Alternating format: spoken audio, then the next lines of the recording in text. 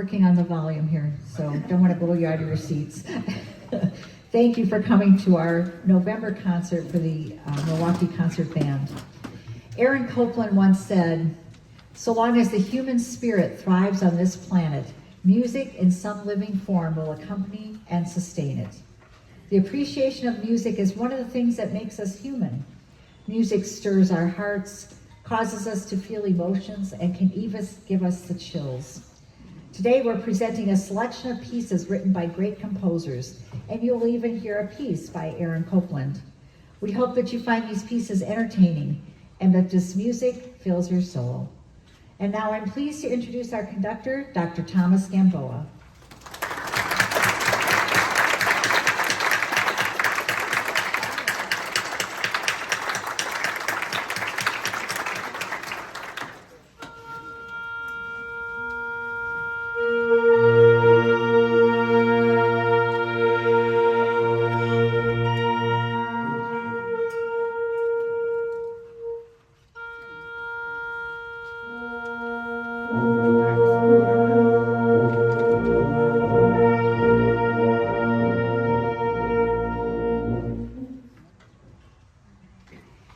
Henry Fillmore was born in Cincinnati, Ohio in the late 1800s. He mastered several musical instruments at a young age. However, he kept his trombone playing a secret because his conservative religious father believed it to be an uncouth and sinful instrument. He went on to become a composer, publisher, and band leader. The Fillmore Band was a professional ensemble founded in 1927 that included musicians from the Cincinnati Symphony Orchestra and other fine instrumentalists from Cincinnati. In 1930, they were the featured ensemble at the Cincinnati Automobile Show. Henry Fillmore wrote a new march to be performed at this event, and he called it the Klaxon March, or the March of the Automobiles. The dedication on the score reads, "To the producers of the Klaxon automobile horns." Fillmore invented a new musical instrument for use at the show, and it apparently created quite a lot of excitement. It was called a klaxophone, and it was made up of automobile horns, or klaxons, mounted on a table and powered with an automobile battery. These new automobile horns were replacing the old auga type horn. The new musical instrument did not survive, and so our percussionists will not be playing it today. However, the march was terrific, and it's still a very popular part of the traditional march repertoire. It contains catchy melodies, flowing and soaring woodwind parts, exciting brass parts, and great dynamic contrast. We hope you enjoy Klaxon by Henry Fillmore.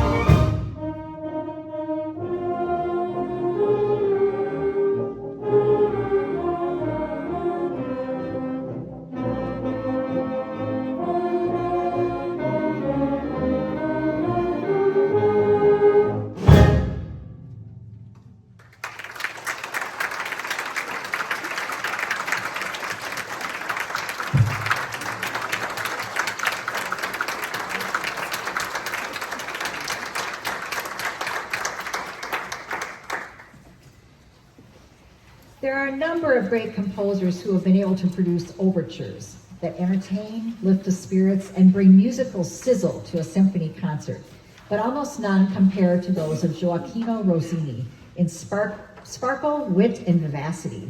Rossini began to compose at the age of 12, and he became the most important composer of 19th century Italian opera. He is historically known for his innovations in serious Italian opera, but his comic operas became a significant contribution to opera fans everywhere. Some of his themes are even used as springboards for movie and television comedy today. The Barber of Seville is perhaps the greatest comic opera ever written. It was written before 1820, when Rossini was primarily writing comedic operas. He later focused on a more serious style. First performed in 1816, Rossini completed this opera in about 15 days. The libretto was given to him in sections, and he wrote the music as fast as the verses were finished. However, the overture was not composed for the opera with which it is associated. It was also used in two of his earlier operas. After wide European success in the 1820s, Rossini received a lifetime annuity from the French government about the time of the composition of his crowning achievement, William Tell, in 1829. And he promptly retired at the age of 37. For the next 40-odd years, he composed very little. It's not that he was lazy, although a famous anecdote relates that while composing in bed, which he usually did, he dropped an unfinished aria on the floor, and rather than go to the trouble of getting up to retrieve it, he simply composed another one. In his defense, we should recognize how much work he had already accomplished. 34 operas by the time he was 31. One thing is for certain, Rossini's music has endured over time. You will certainly recognize portions of this piece, The Barber of Seville by Gioacchino Rossini.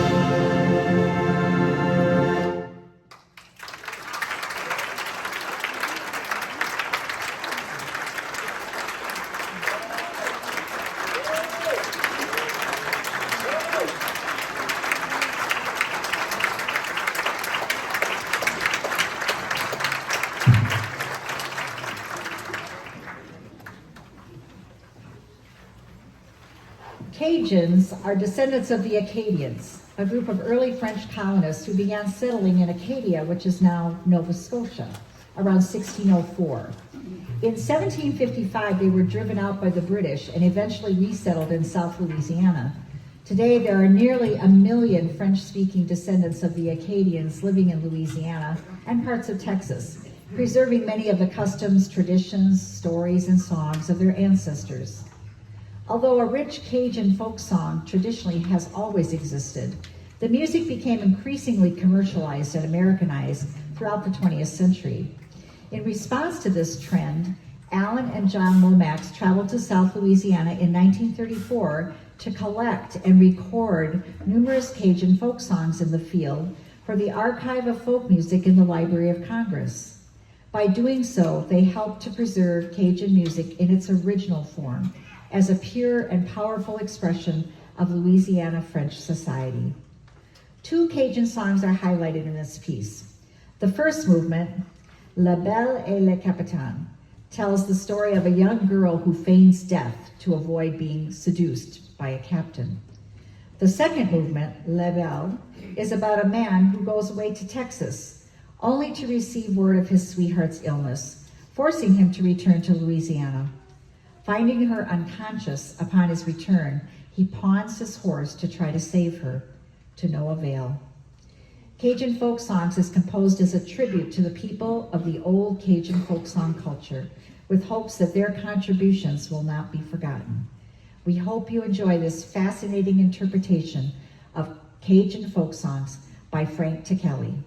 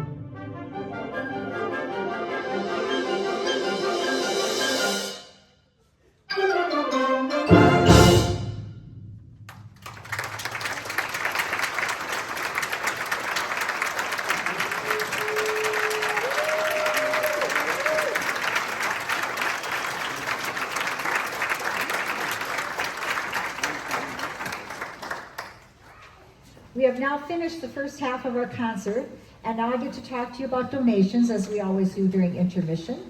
All of our players are volunteers who love to play concert band music. We rely solely on donations to purchase our music, pay our wonderful director, and provide these enjoyable musical presentations. And every little bit helps. At the entrances, you'll find some places to leave a free will donation.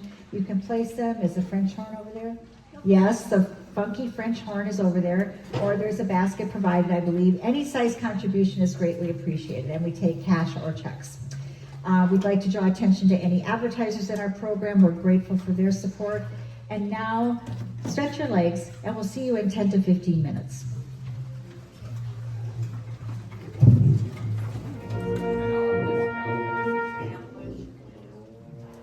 Please welcome back our conductor, Dr. Thomas Gamboa.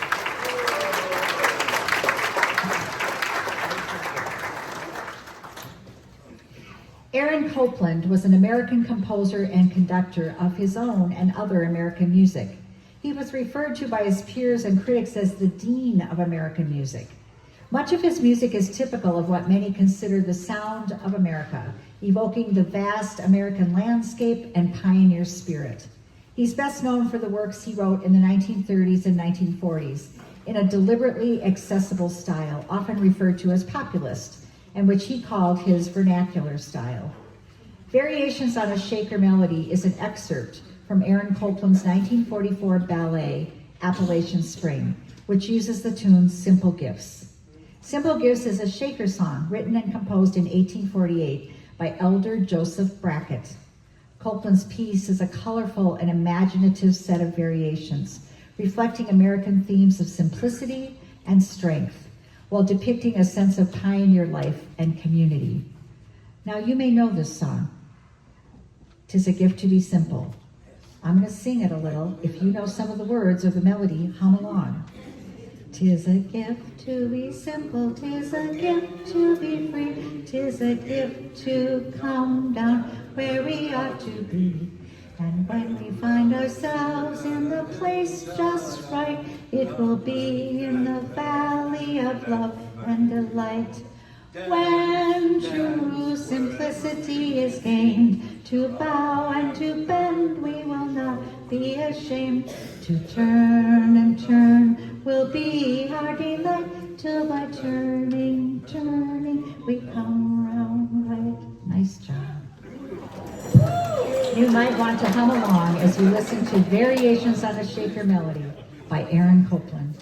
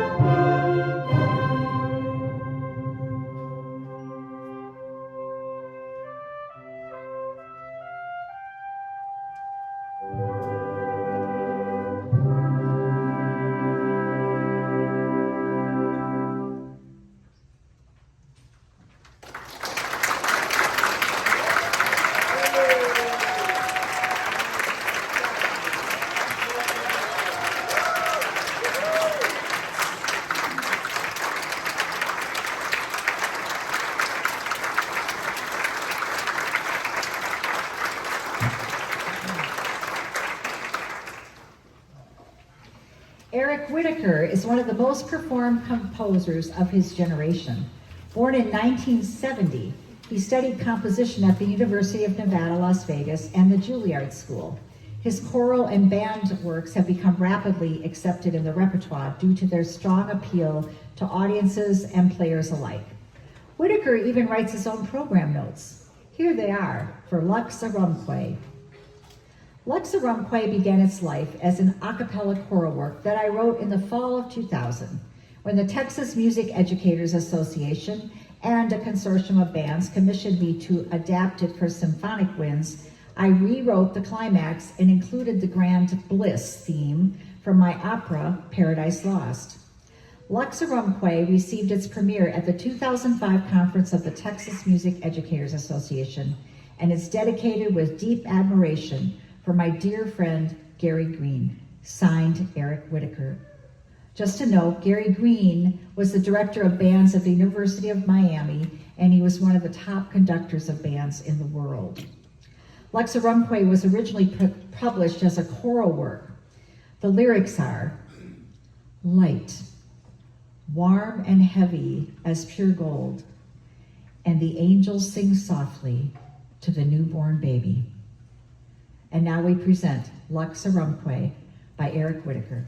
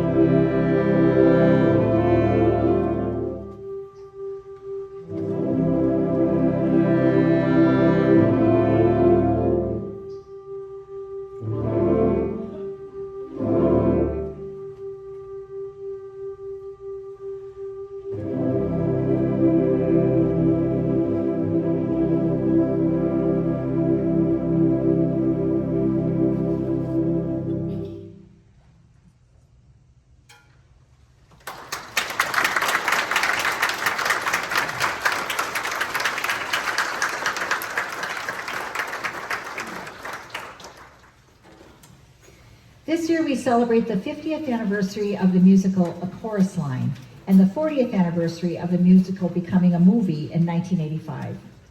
Marvin Hamlisch and Edward Kleban's groundbreaking 1975 musical pulls back the curtain on the anonymous lives of Broadway's gypsies, the tireless, ever-auditioning ensemble dancers. The show's premise, based on unscripted interviews with dancers, was a revolutionary concept that won the Pulitzer Prize for Drama and 9 Tony Awards. The stories about dancers who made it to the final round of auditions to be in the next big Broadway musical. On Broadway, an actor's first hurdle is to pass the thank you line and actually be allowed to audition. In A Chorus Line, director Zach's audition is something much more. Once he has chosen the 17 finalists, he asks the aspiring choristers to show him more than what they just can do. He wants to know who they are. Where did they come from? What made them want to dance? What are their hopes, dreams, fears, and disappointments? In the Broadway Museum in New York, at the Chorus Line exhibit, a page from Marvin Hamlisch's book is on display. The book is titled The Way I Was, and the excerpt is from August 20th, 1974. Hamlisch writes, "Ed said to me today, the main all-consuming thing about these dancers is how endlessly desperate they are for work. The job is the holy grail." And he handed me a yellow piece of paper torn from his pad. There were only 4 simple lines on it. "God, I hope I get it. I really need this job. Oh God, I need this job. Please help me get this job." In these simple words, Ed has caught the essence of what our show is about. You might say the music and lyrics were born at this moment. I had all I needed. Arranger Ted Parson has created a dynamic and compact version of this iconic score for wind orchestra. The medley captures the raw hope, anxiety, and ultimate unity of the dancer's audition experience by weaving together the original musical's most recognizable tunes. We now present A Chorus Line by Marvin Hamlisch and Edward Kleban, arranged by Ted Parson.